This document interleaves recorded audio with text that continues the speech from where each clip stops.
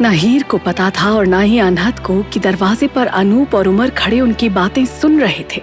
उमर ने कोशिश की कि वो अनहद को वार्न कर सके, लेकिन अनूप ने उमर को चुप करवा दिया। आज वो सब कुछ सुनना चाहता था। आज वो हीर का मन देखना चाहता था। तुम परेशान हो? क्या ये परेशानी मेरी वजह से है? नहीं, कोई परेशानी नहीं है, मैं ठीक हूं। परेशानी तो है, बहुत परेशानी है। परेशानी ये है कि हम दोनों एक दूसरे से बहुत प्यार करते हैं और हम दोनों ही एक दूसरे से कह नहीं पा रहे हैं। लेकिन आज मैं सब क्लियर करना चाहता हूं। आज मुझे कहना है कि मैं तुमसे प्यार करता हूं, बहुत प्यार करता हूं।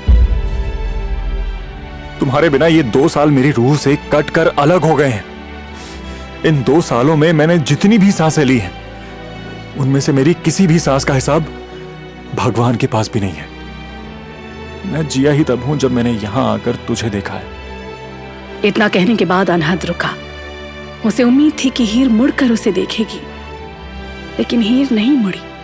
और मैं जानता हूं कि तू भी मुझसे बहुत प्यार करती है। बस एक बार कह दे और फिर देख, कोई परेशानी नहीं रहेगी। मैं सब ठीक कर दूंगा। यह सुनना था कि डर से उमर का चेहरा सफेद पड़ गया। उसने अनूप की तरफ देखा। अनूप के चेहरे पर कोई रिएक्शन नहीं था, लेकिन उसके चेहरे का रंग बदल गया था। अनूप बेहद सीरियस हो गया था।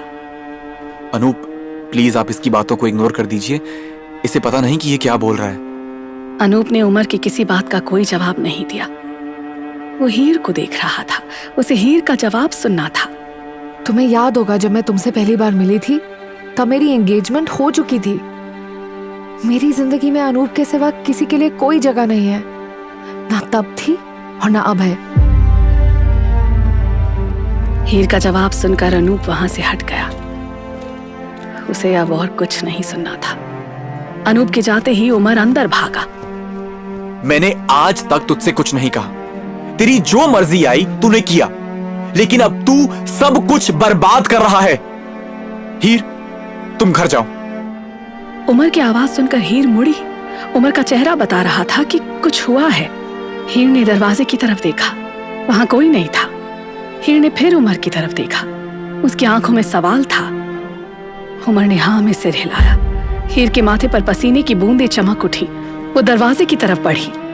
अनहद ने उसे जाता हुआ देखा तो वो बेचैन हो गया। उसे पता था उसके पास ये आखिरी मौका है। हीर! अनहद की तड़प भरी पुकार सुनकर हीर के पैर रुक गए। उसने अनहद को देखा। अनहद बाहें फैलाए खड़ा था।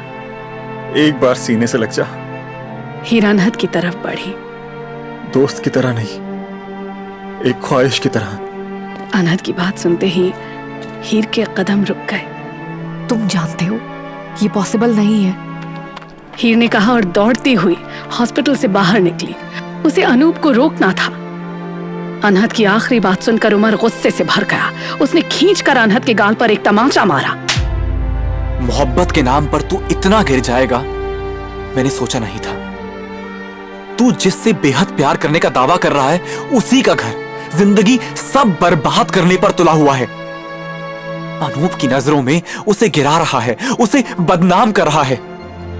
तू उससे प्यार करता है, लेकिन क्या एक बार भी हीर ने तुझसे कहा कि वो तुझसे प्यार करती है? कहा एक बार भी? अनूप ने तुझे यहां बुलाकर तुझ पर एहसान किया है, उस एहसान की ही इज्जत रख ले। अपने एक गाल पर हाथ रखे अनहद चुप खड़ा था। उमर ने जो कुछ कहा उसका एक शब्द भी अनहद के कानों तक नहीं पहुंचा था। उसे सिर्फ एक ही बात सुनाई दी थी। हीर ने एक बार भी नहीं कहा कि वो उससे प्यार करती है। अनहद जिस दिन से लंदन आया था, उस दिन से लेकर आज तक का एक एक दिन उसकी आंखों के सामने घूम रहा था। सच कहा तूने? उसने कभी नहीं कहा, कभी नहीं। उमर रो पड़ा। कुछ ही दिनों में अनहद क्या से क्या हो गया था। इधर हीर दौड़ती हुई अनूप की गाड़ी तक पहुंची। अनूप ने उसे हैरानी से देखा। हीर ने बिना कुछ कहे गाड़ी का दरवाजा खोला और अंदर बैठ गई। अनूप ने सारे रास्ते हीर से कुछ नहीं कहा। अनूप के इस रवैये ने हीर को परेशान कर दिया। घर पहुंचकर हीर जब चुपचाप अंदर जाने लगी तो अनूप ने उसे रोक लिया। हीर, मैं बहुत दिनों से तुमसे कुछ पूछना चाहता हूँ। मुझे लगता है कि हमें अब बात कर लेनी चाहिए। आज के इस दिन में बहुत कुछ हो गया है, कल बात करें। हीर जानती थी कि अनूप उससे क्या पूछना चाहता है, लेकिन वो अनूप के सामने खड़ी होकर उसके सारे सवालों का जवाब दे सके इतनी हिम्मत उसमें नहीं थी। शादी के बाद मुझे लगा था कि शायद अपने घर परिवार, अपने दोस्तों से इतनी दूर आने की वजह से तुम चुप रहने लगी हो, लेकिन फिर जब आनंद आया तो मुझे समझ आया कि तुम्हारी इस चुप्पी की वजह कुछ और ही थी। लेकिन पिछले 2-3 दिन से तुम कुछ ज्यादा ही परेशान लग रही हो। तुम्हें क्या बात खाई जा रही है? तुम मुझे बता सकती हो? ऐसा कुछ नहीं है अनूप, सब ठीक है। आप कुछ ज्यादा ही सोच रहे हो। डरो मत, तुम गलत हो, मैं ये नहीं कह रहा, और ना ही तुम पर कोई इल्जाम लगा रहा हूं। देखो, मैं इतना जानता हूं कि जो धागा बहुत ज्यादा उलझा हुआ हो, जिसमें बहुत सी गांठें पड़ गई हो, उसे सुलझाना मुश्किल होता है।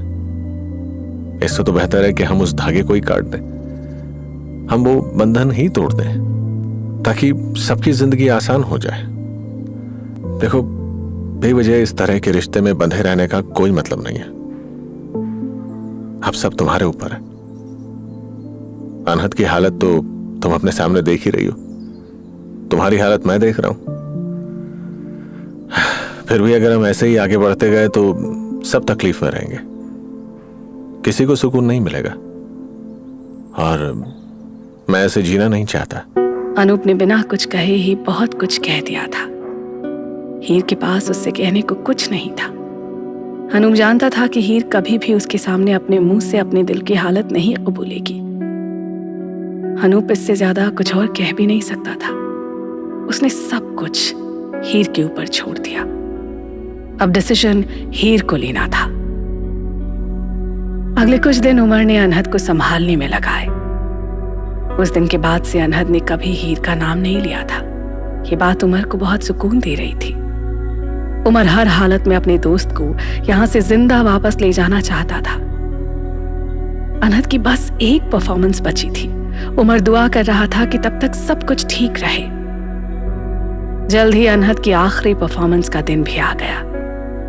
उस दिन सुबह से ही पेनिनसुला स्क्वायर में तैयारियां जोर शोर से चल रही थी। अनूप की कंपनी ने बहुत लार्ज स्केल पर इस शो को एडवर्टाइज किया था। शो वाले दिन उमर एक सेकंड के लिए भी अनहद को अकेला नहीं छोड़ना चाहता था। दर्द जैसे अनहद के चेहरे पर सदा के लिए ठहर गया था, और ये बात उमर को बहुत ज्यादा तकलीफ दे रही थी।